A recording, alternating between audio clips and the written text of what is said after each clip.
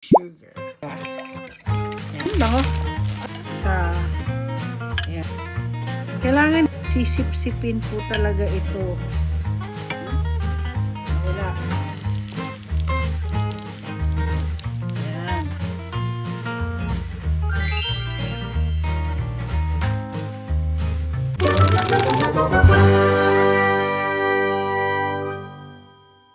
Magandang umaga. It's only like 4:23 at nakikinig po ako kay Roel. Well, actually si Habi hindi po siya magse-seminar ngayon. Ay, hindi siya papasok ngayon. Magse-seminar siya dito sa bahay. So naisip ko, gusto kong gumawa ng siguro ma-share ko din sa inyo ito, madali lang po. Ang breakfast. Hindi ko alam kung gusto niya yung French toast. Gagawa ako ng French toast today. Okay. 2 eggs. 2 eggs. Ano ba yan? Nag-aano yung kamay ko. Dali.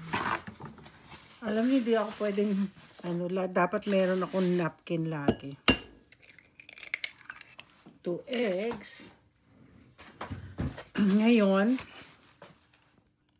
tapos 1/4 cup of, ay nako, meron siyang ayan. 1/4 cup na almond, ito kung anong milk ko to nataon lang kasi asawa ko, almond milk ang ginagamit niya. Ngayon, almond milk po siya. Tapos, a pint of salt. A little bit of salt. Yan. Konti lang. Tapos, ito po. Cinnamon sugar. Alam niyo, safe po itong cinnamon sugar. Kasi, lalo sa mga diabetic, safe po itong cinnamon sugar. Kaya kung ngayon, mix natin siya. Yan. Yung mix na mix talaga Teka.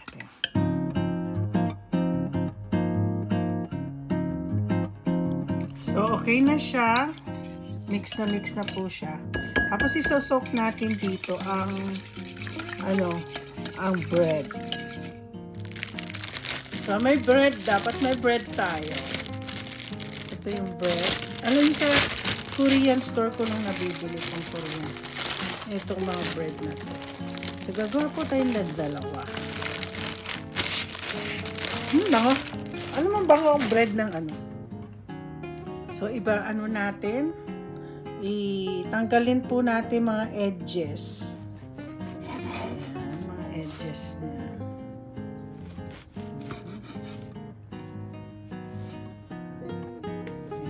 Edges. Hindi. Hindi siya pantay. Dapat isa-isa lang. Ayan.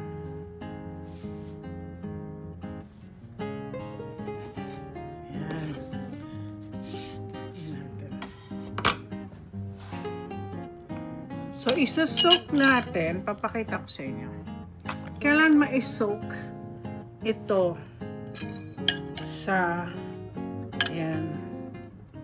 kailangan hindi po talagang sisip-sipin po talaga ito. Tapos ilalagay po natin isa. Ayan. Kailangan mai-soak yung tinapay. Ayan. Isusok nyo talaga siya. O yan, parang ganyan din. Tapos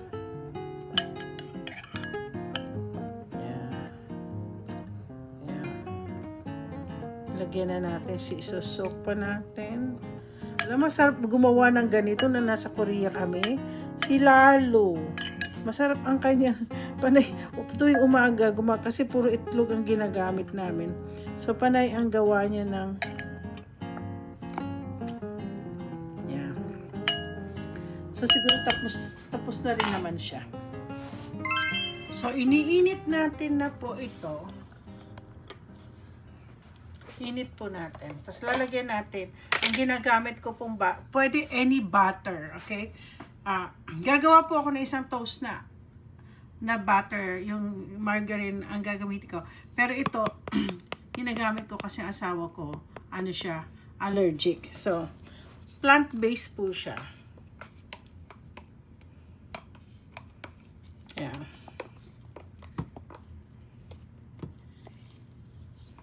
So, kailangan natin nawala. Nakikinig po ako sa salita ni Ruel. Ba't bigla siyang nawala? Nakikinig po ako sa kanyang live. Oh, yan. Meron na. Yeah. Initin po natin.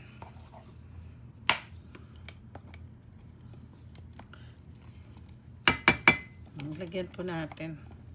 Para lutong-luto po yung ating French bread. Yeah.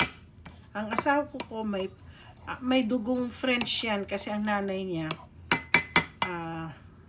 lahing mga French.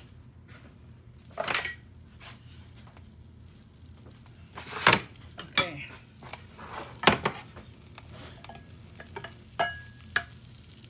Kaya mainit na siya. Ayan. So, lagay natin.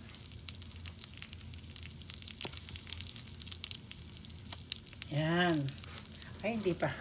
Hindi pa siya mainit. Pero alam nyo, ladies and gentlemen, ito ay breakfast ng asawa ko. Pero ang aking breakfast is tinapa. So, mamaya, magluluto po ako ng tinapa sa labas. Yeah. Gagawin ko na po ito kasi nagbabalak po akong mag-live habang nakikinig ng seminar ang asawa ko.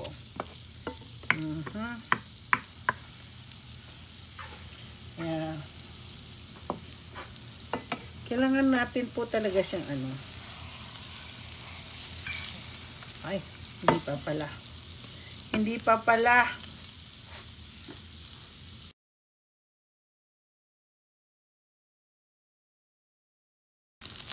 So, gaganituhin natin ang French toast na to. Yeah, sana mamaya malamig-lamig. Bumalik sa bed yung aking asawa. Yeah. Pero natin ito na ganyan. Ng butter na butter. Yeah. Tingnan nyo. Pero kailangan ko pati yung gilid-gilid. Kasi dapat yan itong gamitin ko. Itong gagamitin ko.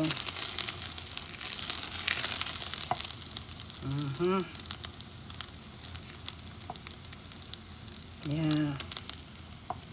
Tapos yan. Tapos, natin. Nakita nyo to, oh. Ayan. Gaganyanin natin. Totoast talaga natin lahat-lahat. Ayan. Alam niyo, masarap to. Sa tinapay niyo, malaki ang tinapay niyo eh. Itlog lang, gatas, at saka cinnamon. Kung wala kayong cinnamon, sugar. Oo. Ayan. Ayan. Alam mo talaga, mas magaling talaga si Lalo. Dapat pinanood ko pala siya habang niluluto niya yung breakfast namin. Ayan. Galing-galing nga niya eh. Alam mo yung kaibigan ko si Lalo. Ayan yung naging teacher yun after ng PLDT niya. Nag-teacher po siya. Tapos, nag-estudyante niya po yung mga Koreano na nakita niya sa aming Korean vlog. Ayan. Ay, mainit. So, ayan. Ayan, okay na. Tadadaan. Tapos na. Ayan. Tapos na po. Ayan. So, lalagyan natin ng maple syrup. Ayan. Alam mo, actually, ako nang kakain ito. Kasi, bakit? Natutulog. Bumalik sa kama ang aking asawa. Meron kasi siyang ngayon continuing education. Yeah, yung kanyang trabaho needs a continuing education. Imagine, kailangan niya magkaroon ng 50 credits for 3 years. Alam mo, wala na kasi akong raspberry or yung blueberry ko kasi medyo frozen. So, yan. Titikman natin tong ginawa kong French toast. So guys, tikman natin yung aking na-slice.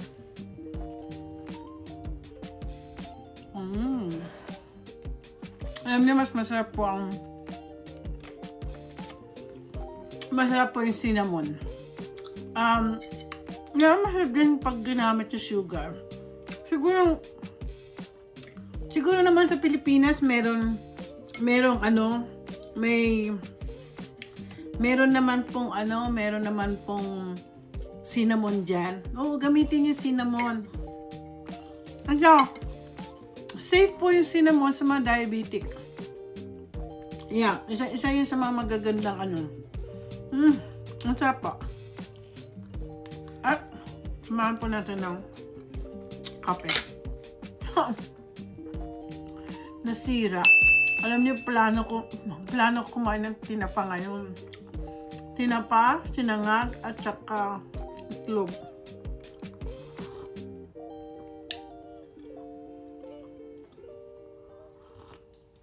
So, don't forget to like and subscribe. Ang ating breakfast na, ganituhin ko na lang. Ang ating French toast. Masarap po ang French toast. Subukan ninyo.